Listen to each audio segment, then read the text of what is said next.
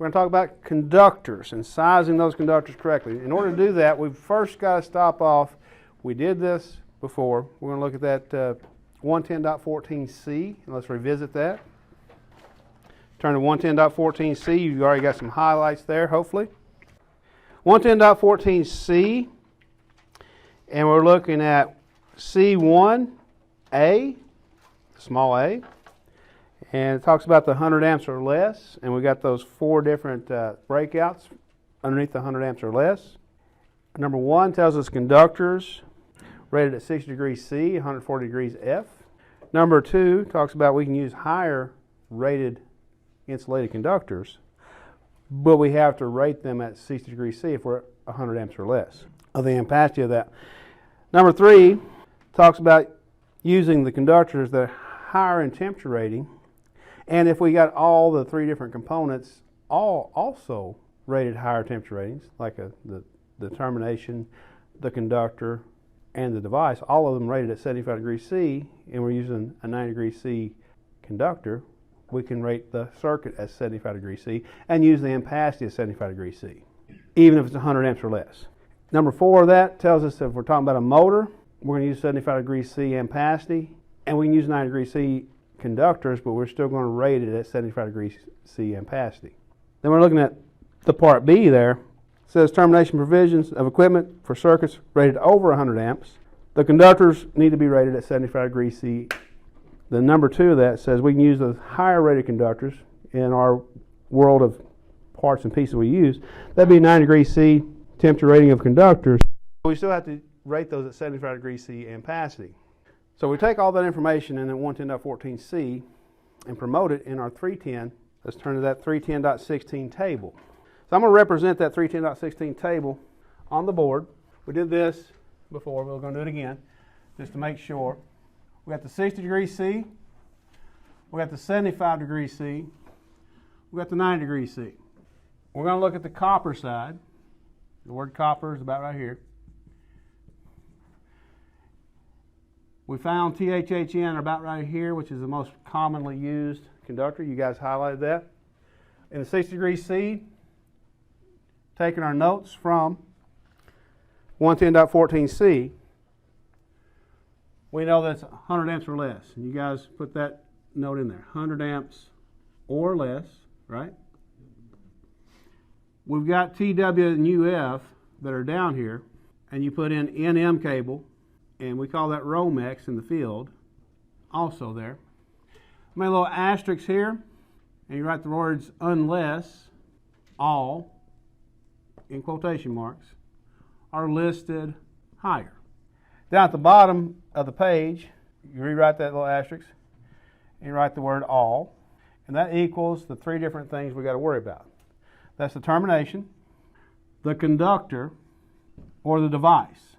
In the real world ideal, if there's no listing on that, it's a residential grade. We call those resis. Those equal 60 degrees C on the device.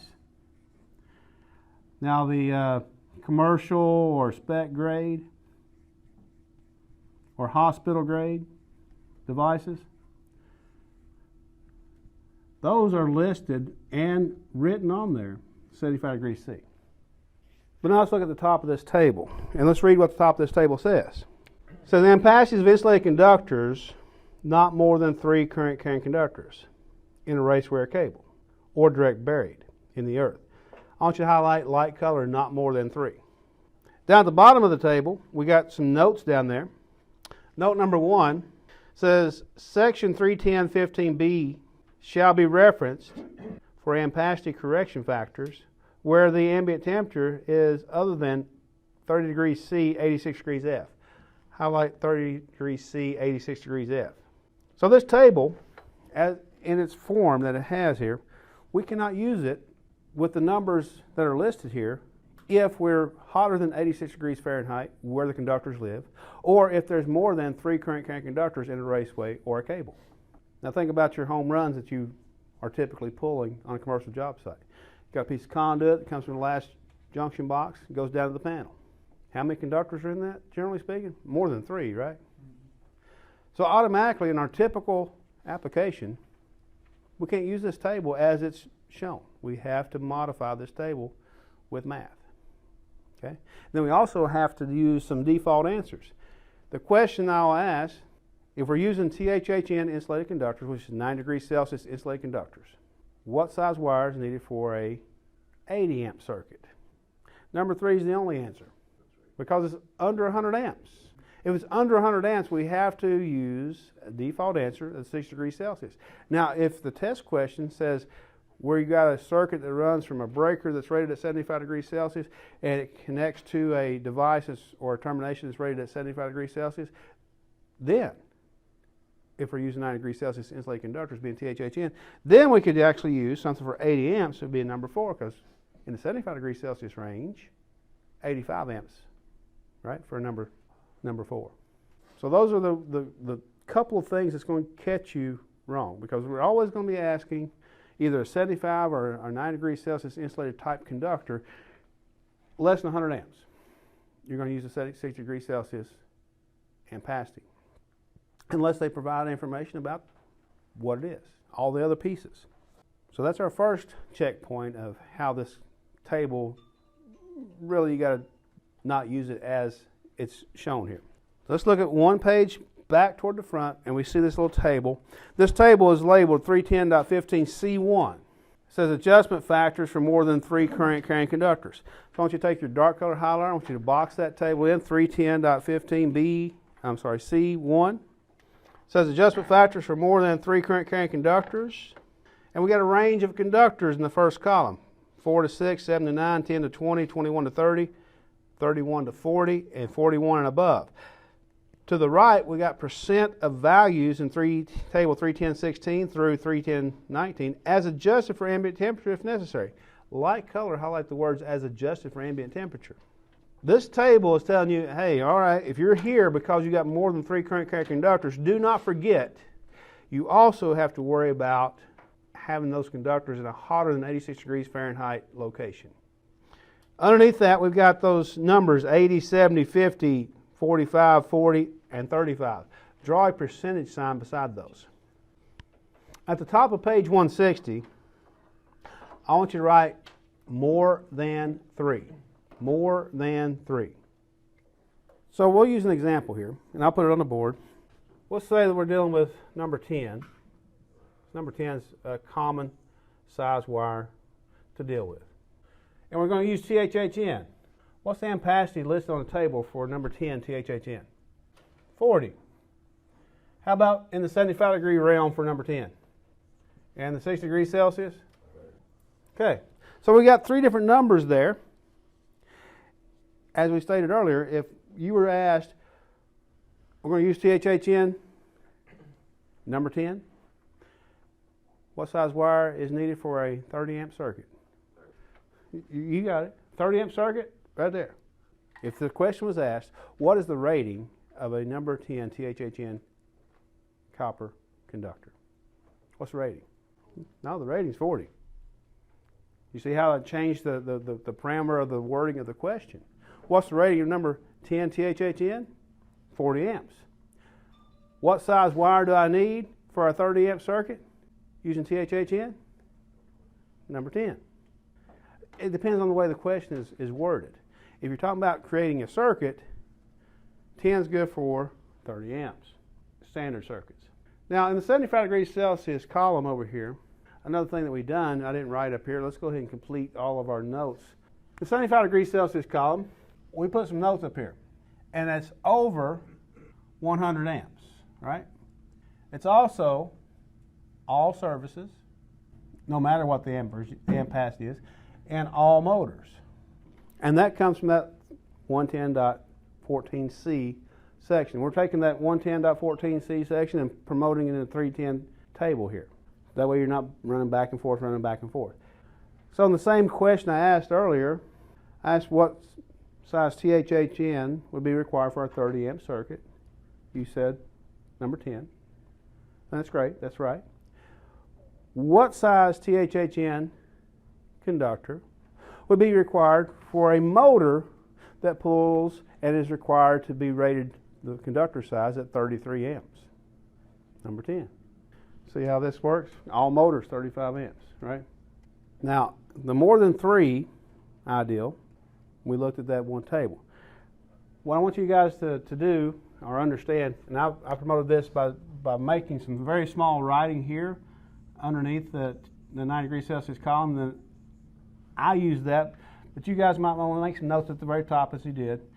And we wrote adjustment, correction, and as big as we can write it, only.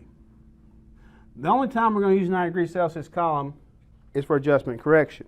Adjustment means we got more than 3 current carrying conductors in a conduit or a cable, or maybe we got that 31 conductors in that metal wireway, right? Once we get past 30, we're going to have to do the adjustment factors in metal wireways. So the 90 degrees Celsius column is only be used to start a math problem. So I've got, and you guys probably have that start a math problem with the 90 degrees Celsius. All the time we're going to use it. At the very top of your page, on top of this table, if you haven't written this already, write not more than 3, not more than 3. You cannot use this table if you got more than 3. And then also not hotter than 86 degrees Fahrenheit. Not hotter than 86 degrees Fahrenheit. So not more than 3 and not hotter than 86 degrees F. Now we already identified the one table, this 310.15C1 table for more than 3. Let's turn back toward the front and we're going to run into table 310.15B1. 310.15B1. And the top table, we got 2 tables on this page. The bottom table, here's what I want you to do. You're going to cross that table out. Cross that bottom table out. Don't use that table. That table is meant for open air, open wiring systems. Okay? We're talking about conductors in a conduit or in a cable, right? Now the other table, 310.15B1, I want you to box that table in and do what I call fence posts. And we're going to fence post the center section that has a temperature rating of conductors in there. Temperature rating conductors. Just fence post those down. At the very top of the page, I want you to write hotter than 86 degrees F. Hotter than 86 degrees F. Okay, now we've got temperature on the left-hand side in Celsius. Now your test question may ask you a Celsius question. In reality, most of us will never use Celsius to determine what the temperature is outside, right? On the right-hand side, we got temperature in Fahrenheit, more user-friendly for us. In the center, we got the temperature rating of the conductors. And now we got the numbers there. Those are correction factor numbers. So let's say that we were dealing with a number 10, THA10. It starts out at 40 amps, right? But let's say we happen to be in a temperature because where it's ran in the building, it's in the ceiling, right? That's where we run conduits and cables, in the ceiling, right? And in August, it might be 130 degrees in that ceiling. So if it's 130 degrees, find that temperature range on the Fahrenheit side that has that 130 degrees in that range. And we're using 90 degrees Celsius conductors, so let's scroll across until we do a reference over there. And what's our number that we're looking at? 0.76. So what that would do, if that's 0.76, and we're starting out with this 40 amps, right? What I do is take this 40 amps and multiply it by 0.76. You guys got a calculator, make it happen. 30.4. And this is based on a temperature of 130 degrees Celsius, right? Or 130 degrees Fahrenheit, I'm sorry. What we've done is we've adjusted this table. In this case, the word would be corrected this table because of the temperature where the conductors are living. So now let's compound this. That's our correction factor, right? 0.76 because we're in a temperature of 130 degrees Fahrenheit. Now, in that ceiling, let's say that's where the home run, the last junction box, or depending on how you look at it, the first junction box from the panel, the last junction box coming back to the home run. In that home run, what I typically see is there's at least about 10 wires in there, right? In that home run, that last piece of conduit goes in the panel. Once you start fanning out, going out in the field, well, yeah, you're getting down to different counts of wire. But coming home in that piece of conduit, about 10 current carrying conductors could be listed in that home run. So now let's use this other table, the adjustment factor table, where we got more than 3, right? More than 3 is at the very top of your page. Let's say we got 10 current carrying conductors in that home run, that last leg to the panel. What's our percentage? 50. So now we're going to say we got 10 current carrying conductors here, and that is a 50%. We're at 130 degrees. That dropped us from 40 down to 30.4. Now we got a 50% because we got 10 current carrying conductors. 15.2. Okay, so we took 40 amps, and this is typical of most commercial buildings, right? 40 amps, and those wires are now only good enough to run 15.2 amps through them. If we put more than 15.2 amps through them, we're probably going to heat something up beyond its temperature requirements. So that's a problem. That's where we burn up stuff. So these two formulas, or these two pieces of information that modify the numbers on that 310.16 table, you got to know that. You also need to know that 110.14 section that tells us your default is 60 degrees Celsius ampacities for 100 amps or less. Your default is 75 degrees Celsius for over 100 amps. If it's services or motors, your default is still 75 degrees Celsius. And the only time you're going to use 90 degrees Celsius is to start a math problem. You got to know that. Another piece that goes with this, the reason why we got that standard ampacity rating, you notice it's glued here, right? And that comes out of Article 240.6a. That table is actually 240.6a table. Let's turn back to 240.4b, right before this table was even presented. 240.4b. 240 is all about overcurrent protection. 4b is about overcurrent protection and associated with the wire size based on ampacities. So already, just so you guys can kind of put all of this together, to talk about ampacitive conductor, we had to go to Article 110.14c. To talk about connecting ampacity size conductors to a overcurrent protection, such as a fuse or circuit breaker, we got to go to Article 240. So sizing a wire and the way they can ask the question can go so many different ways. Can I put this wire size on this size fuse or circuit breaker based on the condition? Or what's the ampacity of a certain type of wire? Or what's the ampacity of a certain type of wire with this heat factor? What's the ampacity of a certain type of wire with more than 3 current carrying conductors in a raceway? There's so many different ways they can ask this question. So let's look at 240.4b. It says overcurrent devices rated 800 amps or less. Highlight that. Overcurrent devices rated 800 amps or less. Now this goes on to say, says the next higher standard. So I want you to highlight next higher standard. Stop by. It says overcurrent device rating, and then in parentheses, it says above the ampacity of the conductor being protected. Highlight that parenthesis. Above the ampacity of the conductor being protected. It says shall be permitted to be used provided all the following conditions are met. Well, we got 1 and 2. We really don't care about 1 and 2. Let's look at number 3, which is on the next page. Top of the next page, it says number 3, it says the next higher standard rating selected does not exceed 800 amps. Highlight does not exceed 800 amps. So what we've just read and highlighted is this. If it's 800 amps or less, fuse or circuit breaker, and we come up with an ampacity of a conductor, that's something weird. Like this one, 15.2. That's not a standard rating of a fuse or circuit breaker, is it? What this is telling us is that we can go up to the next standard higher than what we just configured, right? And if you'll turn the page, you'll run into the actual table where it's located on page 100. This 240.6a table, I want you to box that table in, bottom left-hand corner. So now we've put that table in a couple times, actually 4 in our glue-in sections, and here it is for the 5th time, 240.6a. It's kind of important, right? Kind of really important. So our next standard size above this ampacity we just came up with, 15.2, what size breaker can we put it on? 20. In a commercial application, this is a common practice. Lighting circuits in a large warehouse space or production area space, whatever you want to call it, they'll run some number 10 for the home run for 20 amp rated circuits, right? It's common practice. In that ceiling, 130, some places 140 degrees. As long as they don't get below 15 on this rating here, we're all good, okay? We can put it on a 20 amp breaker. Now we couldn't put this number 10 on a 30, could not, or 25, couldn't do it. So it's kind of a couple checkpoints. One, you got to know the temperature of the area. You got to know how many conductors in a raceway to do the math. You got to know what conductor you're starting out with. And then you got to know what size breaker or fuse you're allowed to connect it to.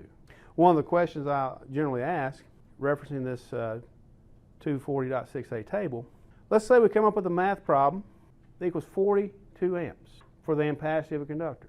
Using some type of system like this. 42 amps. Can I put that on this 42 amp rated conductor that we come up with? Can I put that on a 50 amp breaker? Because we have a 45, right? It's got to be a 45. Can't jump a standard size, even though 45 is not a common size. It's not a common size. It's a standard size, right? So to bring all this home, you got the notes here. Somewhere along the path, use 90 degrees Celsius to start a math problem only. Adjustment and correction only. Let's do another example over here. And we'll just do a quick example over here. You guys have the table. I'm going to say we got a 50 amp load, a 50 amp circuit. We're going to be using THHN. Okay? We're in a warehouse space at 140 degrees Fahrenheit, and we're going to have 6 current carrying conductors in that conduit. What size wire do I need? 50 amp requirement. We're using THHN. We got 140 degrees Fahrenheit, and we got 6 current carrying conductors. So all the different pieces are going to be required to be known. So when this test question happens to you like this, there's a couple different ways you can do it, but I will tell you the quickest and simplest way to describe it. Guess, run the numbers, and see where you end up.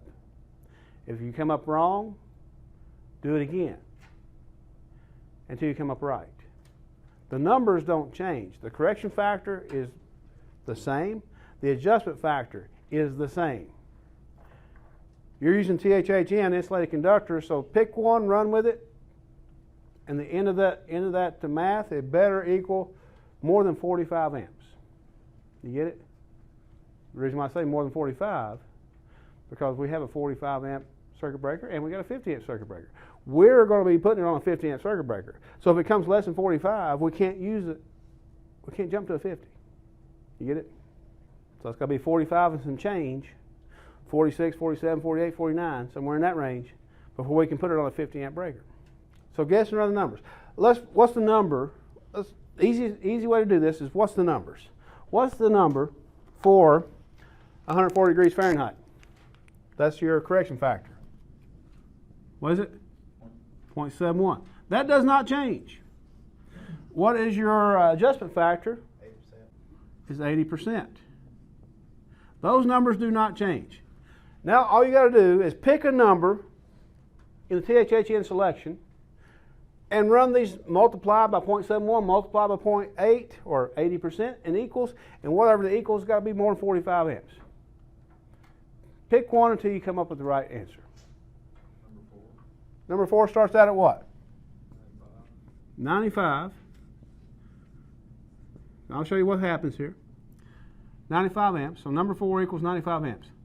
Multiply it by 0.71, which is the correction factor. Multiply it by 80%, which is the adjustment factor.